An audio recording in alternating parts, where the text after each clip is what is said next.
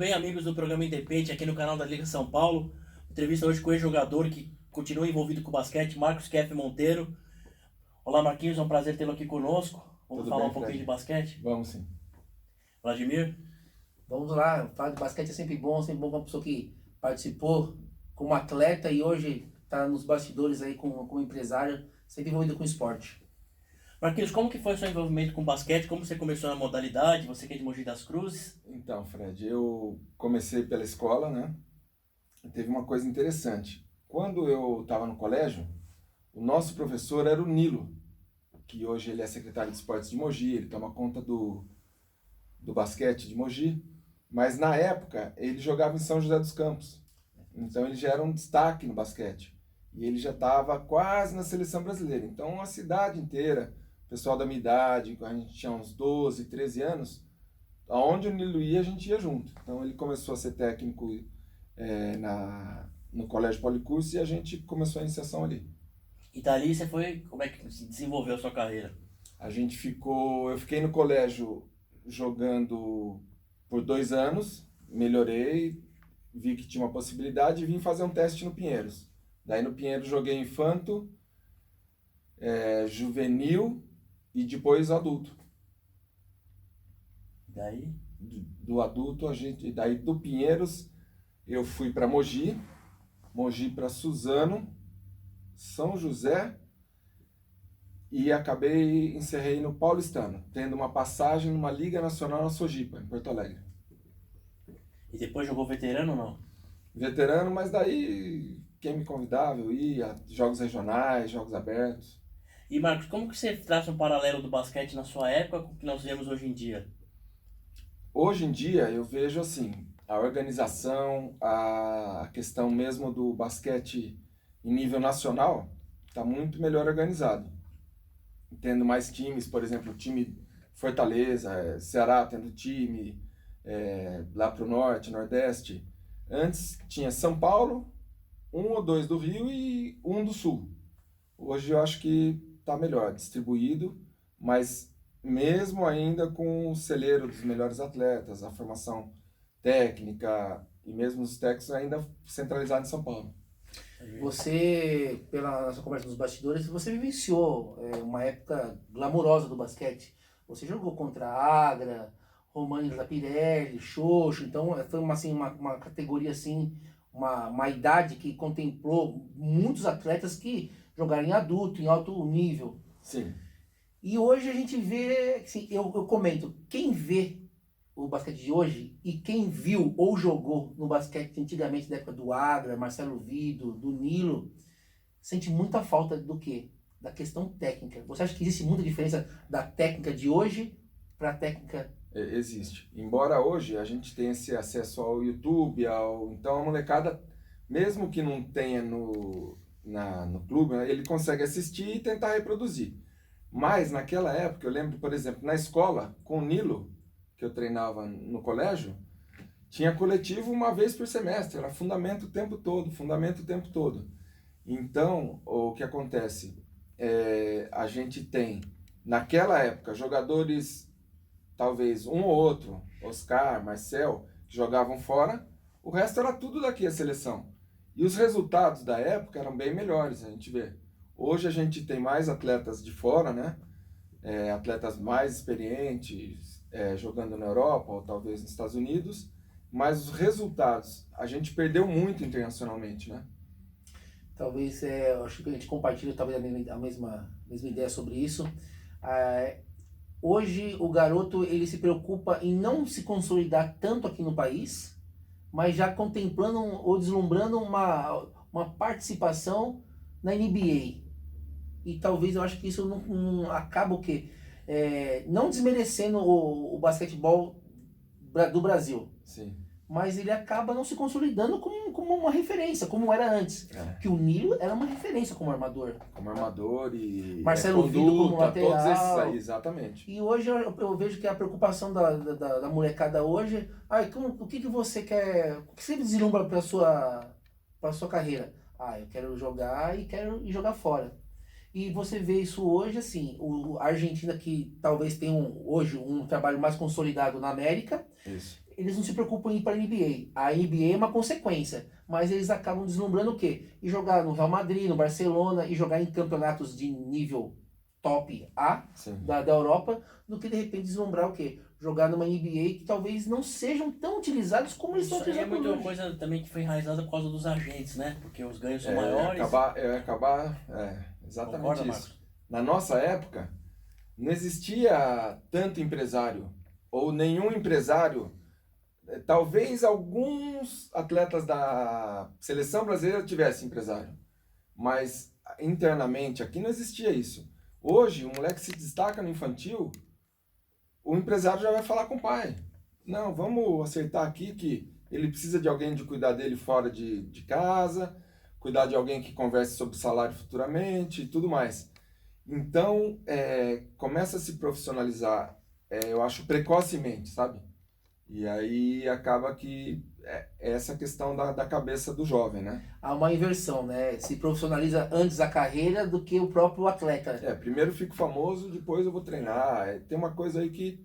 Agora, uma coisa interessante, por exemplo, eu vejo o Leandrinho e o Nenê, né? São duas Referência. referências na NBA, para mim. E esse menino que tá chegando agora, eu assisti alguns jogos o Didi, né? Isso. Alguns jogos da Summer League que ele participou. Summer League. Eu achei impressionante. Ele é um cara arrojado, atrevido. Ele fisicamente ele tem, né, ele tem uma coisa bem parelha com o NBA, né? A questão de ser muito forte fisicamente, né? E ele é atrevido, ele Atrevido. ataca, né? Você Ele, vê como a NBA pensa no futuro, né? Pegou um jogador que precisa ser lapidado e mandou para jogar uma temporada ou não sei quanto tempo na Austrália, para quando ele vier ele já tá mais preparado até com o mercado internacional para ele aprender a falar o inglês, Isso. né? E a questão, por exemplo, antes na seleção brasileira, priorizava assim, você é um destaque no seu time, o Didi, eu não sei se chegou a ser titular de todos em Franca. Não, o Didi foi convocado pelo Alexander Petrovic para a seleção brasileira sendo reserva no Sendo Franca. reserva, isso não existia. O Iago né? a mesma coisa no Paulistano. Então, algumas etapas acho que são queimadas, né? Eu acho que o cara tem que ser fera aqui no Brasil para ser convocado. Então, o Didi é uma promessa, né?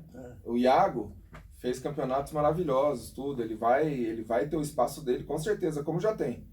Mas o caminho, eu acho que o basquete vai se amoldando, né? Essa parte da parte técnica, tudo. E uma coisa que eu achei interessante é que existia um pouco mais de vaidade da parte dos técnicos antigamente, o que não acontece hoje. Hoje os técnicos eles vão atrás de curso, eles vão atrás pela facilidade da tecnologia, eu acho. Isso hoje em dia é bem mais Porque fácil. antes não tinha, os técnicos não sentavam junto para discutir num curso, por exemplo. Cada um era o dono da sua verdade, né? Mas você concorda comigo? Nós passamos por essa fase áurea do basquete e tudo, mas vivenciando também um tempo áureo também dos clubes. Clubes que não existem mais hoje. Limeira, São Paulo mesmo. Você pode contar uns Montelíbano, 6. Sírio, Rio Claro, que tá voltando agora, ficou um bom tempo sem. Campinas. Corinthians voltou agora, mas sempre teve, Sempre né? teve. Times Palmeiras fortes. não tá jogando. Palmeiras não tá jogando. Eu lembro de Telesp, sempre teve time bom quando tinha. O Vladimir Marques foi técnico. Isso. Então é muito... Outra coisa interessante é essa questão dos técnicos, né? Eu tô vendo uma mudança um pouco de comportamento dos técnicos, que antigamente era chicotada, era mais... Paulada. A gente tinha Edvar Simões, Hélio Rubens, todos muito bravos e muito Incisivo na rigorosos. instrução. Então, os jogadores, eles funcionavam desse jeito, né? Hoje já não mais. como a gente vê a NBA, a Liga Espanhola, tudo o pessoal já conversando, o assistente participando, se tornou uma coisa mais calma e mais... Hoje em dia, se você pegar um técnico desse nível antigo e botar numa categoria de base, hoje os meninos choram. Choram ou o atleta não aceita. Foi o que aconteceu com o Edivar na última passagem dele no São José. É como você disse, hoje você tem que evoluir de acordo com o esporte, né? Com a modalidade. E talvez hoje o perfil do Edivar não se encaixe mais no basquete atual. No tempo, porque... É um excelente técnico, Eu gostaria muito que o Edivar, vou até fazer um convite de repente para ele vir aqui no nosso programa. É um excelente técnico. Eu sou fã do Edivar. Eu sou muito fã. Quando eu jogava com o Tácito, no último ano de juvenil, o Edivar me chamou para treinar no Anuto. E é um excelente técnico, só que ele tem aquele jeitão dele, né? O jeito espanhol dele. É o jeito daí ele vai. E ele assim, eu já vi. Ele dá bronca em, não vou falar o nome, em bambambãs da seleção, dele Sim. mandar cala a boca, fala que quem manda aqui sou eu. E o cara vai lá, respeita, porque ele Até porque antigamente existia um respeito à hierarquia, hoje já não existe mais nem em casa, imagine na quadra. Como chama aquele técnico do americano, que era o... Então eles se espelhavam, como chama? Bob Knight. Bob Knight, que era bravo. Então era o cara que os técnicos se espelhavam. O Bob Knight de Indiana, não era? Era, que Então ele coitado tinha... do jornalista, que ele não gostava de jornalista. Então, ele tinha essa parte explosiva, então puxava, o mundo inteiro se espelhava nele, né? Hoje a gente tem Steve Kerr, que é um cara... que conversa. Hoje a maioria dos técnicos da NBA são caras que conversam, não tem mais o espaço para esses caras bravos. Não tem, e outra, os auxiliares, pô, o cara... Nem levantava. O jogo hoje, tá né? correndo, o cara tá vendo estatística, tá vendo quem joga, já tá tudo muito... A Planilhado, tecnologia, planilhado, né? né? Ô Marquinhos, falando em tecnologia e tal, depois que você largou o basquete, você entrou para a área que nem o Vladimir colocou, de Empresário. empresário, Isso, e você criou a KF Sports. exato. O que é a KF Sports? Então, assim, ó, eu sempre fui do ramo, da modalidade do basquete, né? Então, eu sou formado em educação física, voltei a dar aula quando eu parei de jogar. A minha prioridade era a formação, era escolinha, fundamento, básico. E aí, quando eu comecei a dar aula, eu pedi para um amigo trazer uma prancheta dos Estados Unidos, porque aqui não achava. E aí, o que aconteceu? Dei 2 anos com essa prancheta, falei, pô, preciso outra. Daí eu falei, não, vou fazer. Daí eu fiz, deu certo, eu falei, vou começar a vender. E aí começou a história, começou a KF. Então a gente começou a fazer prancheta para todas as modalidades de quadra e mais futebol de campo. E para minha surpresa, porque a gente só tinha contato na imprensa vendo os técnicos de basquete pedir tempo e dar instrução. Para mim, basquete era o que usava a prancheta. Só que não, como o Brasil é um país de futebol, não tem jeito. A procura por prancheta de basquete ou produtos para basquete não chegam perto do futebol, nem vôlei, nem handebol, nada. O futebol ainda é o carro-chefe. Embora a minha paixão seja pelo basquete, mas comercialmente o futebol já o tá na frente. o futebol tá bem na frente. É um outro mundo, né? No Brasil não comercialmente, tem, exato. ao mesmo tempo que a gente sofre com questões de patrocínio, tudo, o futebol hoje a gente vê essas contratações astronômicas. Fora da realidade do povo, agora né? até os clubes agora do Brasil, falando de futebol, o São Paulo contratou o Daniel Alves, o Flamengo trouxe o Felipe Luiz, está falando em trazer o Balotelli, outros times querendo trazer, quer dizer... Fora da realidade do país, fora né? da realidade do Do país, nosso né? mercado, tudo. Ah. Mas então, e aí eu fui, a partir da prancheta, comecei a desenvolver outros produtos, placares, carrinho de bola, quadros. Então a gente vai imaginando, onde não tem um produto que são acessórios para os treinadores e professores. Então a gente começou por aí, já tem 23 anos. Foi em 96 que a gente começou, já tem 23 anos e tá indo bem. Que legal. Tem bastante coisa aí. Marquinhos, eu tenho uma história, quando você foi jogador, de uma manchete de um jornal famoso que não existe mais, vou falar aqui o Diário Popular, Bicão. Sim. E descobriram que tinha um brasileiro jogando na seleção americana num quadrangular com o Brasil. Isso E mesmo. quem era esse Bicão? Isso mesmo. Então foi o seguinte, um técnico americano de uma equipe missionária cristã chamada Atletas em Ação, ele veio convidado para representar os Estados Unidos nesse quadrangular. Então era Argentina, Brasil, México e Estados Unidos. E o time só veio com 11. Como eu fazia parte da equipe Atletas em Ação do Brasil na época, que jogava A2, e eu completei a equipe dele. Então eu fiquei fazendo parte da equipe que representava os Estados Unidos, e meu amigo Fred Batalha, sabendo que eu não era americano, chamou o repórter da Notícias. Diário Popular. Diário Popular. Inclusive é o Nicolau Radamés Crete, falecido já, saudoso, um excelente jornalista. Exatamente. E aí eu passei uma semana com a equipe americana, tudo treinando, joguei os jogos que não... só não joguei o jogo contra o Brasil. Eu acho que por respeito ele nem me colocou. Mas eu joguei 2 minutinhos ali, foi muito legal. E o técnico naquela ocasião era o Troy. E hoje ele está na NBA. Ele está como vice-presidente para operações fora dos Estados Unidos. Legal que Isso é nos muito Estados legal. Unidos, nos Estados Unidos o cara tem condição de crescimento no esporte. Ah, né? sem dúvida. E ele ele vem ao Brasil algumas vezes. Eu não tive a oportunidade de falar com ele pessoalmente. E uma coisa mais interessante, naquela época, o Raul, pai do Raulzinho, era armador da seleção brasileira. E o Troy era o técnico da seleção americana. E o Troy teve em Poços de Caldas, na escolinha da NBA, junto com o Raul, Ah, agora. Você reencontrou depois de Ele muito tempo. encontrou, exatamente. E o filho tá na NBA também, né? Agora, desse outro lado que você está no lado empresarial em relação a materiais de... Voltado ao esporte, como você enxerga hoje o mercado do basquete para com esse tipo de material? Porque hoje você vê muito carrinho de bola, que há muitos anos atrás não existia, o pessoal com prancheta, porque hoje você pega um técnico, ele chama o tempo, ele já vai na prancheta. Hoje tem aquelas estantezinhas de bola que o pessoal usa para fazer Sei, como All-Star prateleira, Game, exato. com prateleira. Como que você enxerga essa questão do mercado QF com o basquete? Então, desde quando eu comecei, só tem crescido. Mesmo porque o esporte, a modalidade tem crescido. Como você me disse, que a sua liga, a tendência é crescer o número de equipes. É isso que tem acontecido. E a gente tem muito basquete na televisão.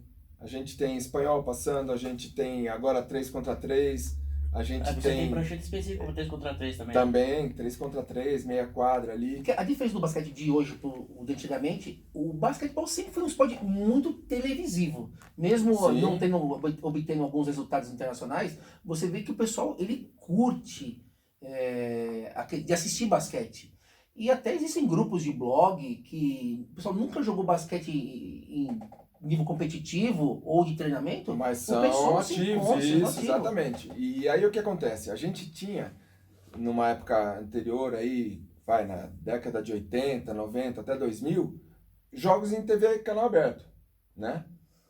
Hoje não, hoje é mais fechado, mas a possibilidade de quem quer jogar ou que já quem joga assistir, ficou muito boa. A gente tem streamer, né? Que a gente assiste.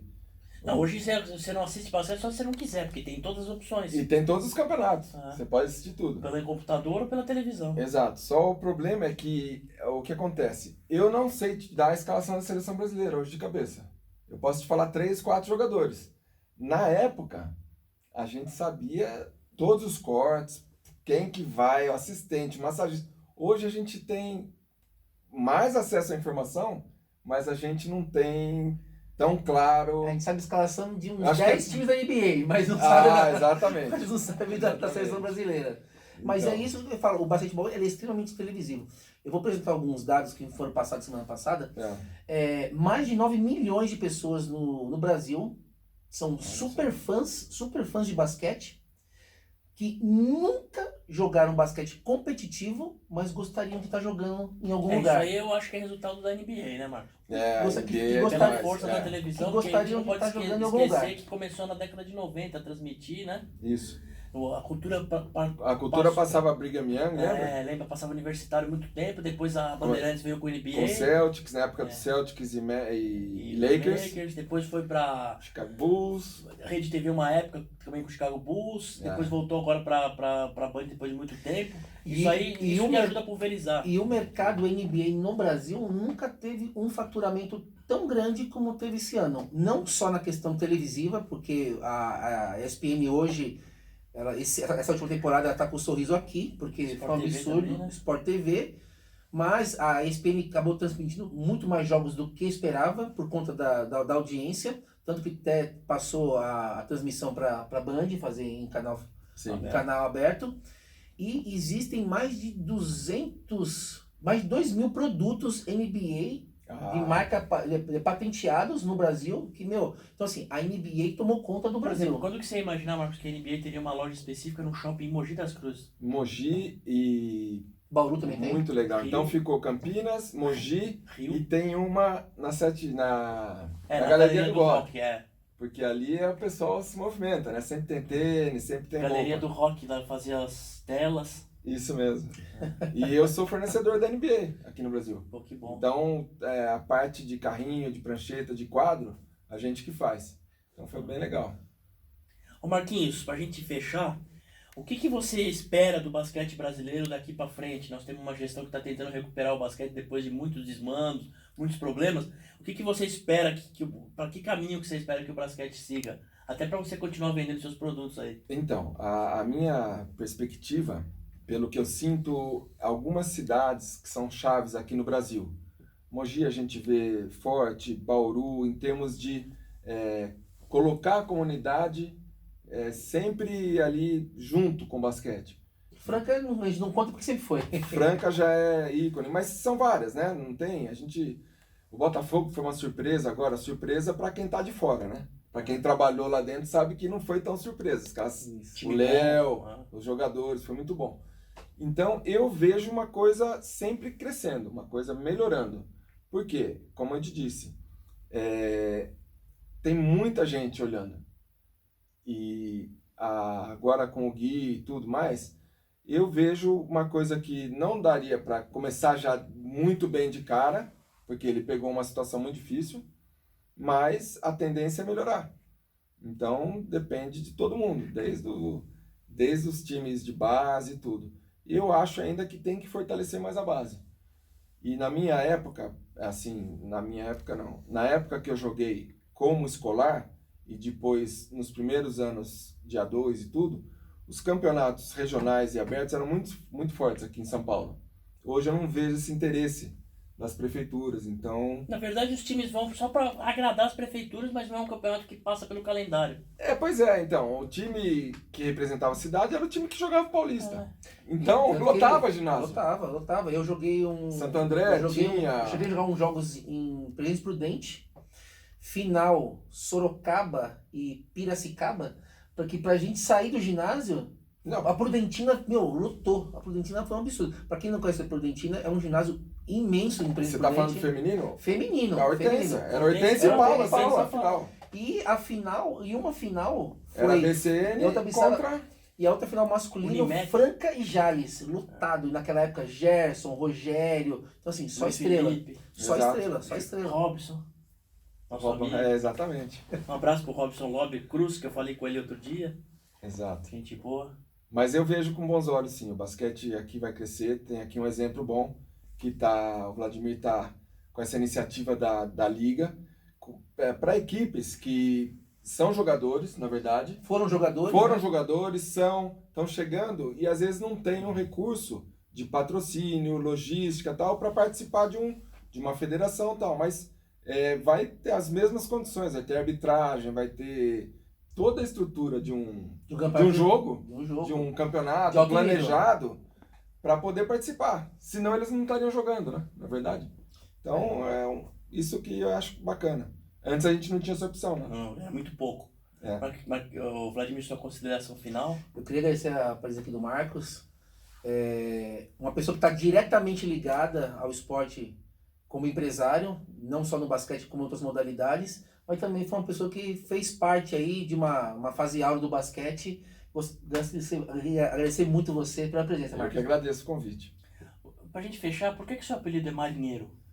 Porque no primeiro dia de faculdade, eu tive que ir de farda, porque eu tinha perdido um horário de teste. Então, se eu não fosse de farda, eu não ia ser respeitado e ia acabar sendo dispensado. Aí você teve que mostrar lá que era da Que Marinha. estava a serviço da Marinha. Então, por isso ficou... E outra, pra gente fechar agora de fato, você teve a oportunidade de jogar nos Estados Unidos e não foi porque você ficou doente? Então, eu fui fazer um teste na Universidade do Alabama e no 12º dia eu já tinha perdido 9 quilos, porque no Alabama era muito quente, era verão, e eu acabei desidratando. Então, eu consegui a bolsa, mas daí eu tive que retornar doente, e daí minha mãe falou, não vai mais. Então, foi isso. Legal, Marquinhos, obrigado pela presença. Muito obrigado, sempre um Fred. prazer. Você é muito obrigado. Um amigo Vladimir. do coração aí. Eu fico feliz em estar com você e entrevistá-lo aqui no nosso programa. E valeu. Ok, um abraço Galera, aí. Se inscreva no programa, toque no sininho para receber as indicações todas do nosso canal. Um grande abraço.